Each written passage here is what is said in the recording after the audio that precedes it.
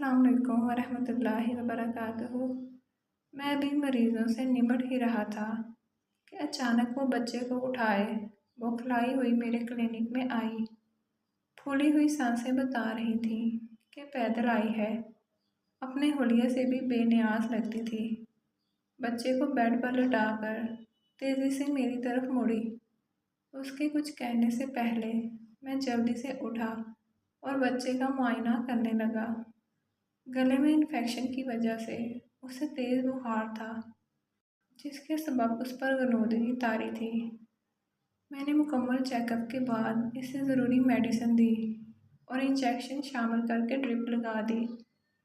इस तमाम वक्त वो बेचैनी से बच्चे के इर्द गिर्द घूमती रही। मैंने इसे बोला, उसके करीब कुर्सी पर बैठ जाओ। ड्रिप ख़त्म होने तक इंशाल्लाह बच्चे का बुखार उतर जाएगा। बैठकर भी उसे सुकून ना मिला। आयतें पढ़ पढ़ कर उस पर दम करती रही। बार बार उसके माथे पर हाथ रखती, उसका मुंह चूमती और अपने आंसू साफ करती रही।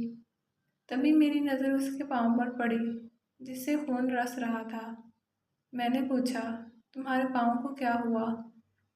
झुक कर देखा और बेदिली से मुस्कुरा कर बोली, रोड पर बहुत रश था, सवारी के इंतज़ार में देर हो जाती, इसलिए भागी चली आई।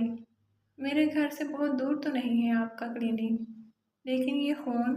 मैंने कहा, सर झुकाकर शर्मिंदा सी बोली। घर से निकलते हुए जूती बदलने का ख्याल नहीं रहा। गली की नुक्कड़ पर मोची बैठता है ना, उसकी कोई कील इस प्लास्टिक की जूती में आ गई होगी। पाँव उठाकर देखा तो वाकई एक बड़ी कील जूती से आर पार हो गई थी, जिसने उसके तलवे में अच्छा खासा जख्म कर दिया था। मैंने नर्स को पाँव साफ करके पट्टी करने को कहा। जब बच्चे की हालत संभली तो सुकून उसकी रूह में समा गया। उसे उठाकर जाने लगी तो मैंने कहा, तुम्हारे पाँव में इतना गहरा जख्म है, दर्द नहीं हो रहा क्या? बच्चे को सीने से लगाकर चूमते हुए बोली, डॉक्टर साहब, दर्द जब दिल में हो तो पाँव में कहाँ रहता है।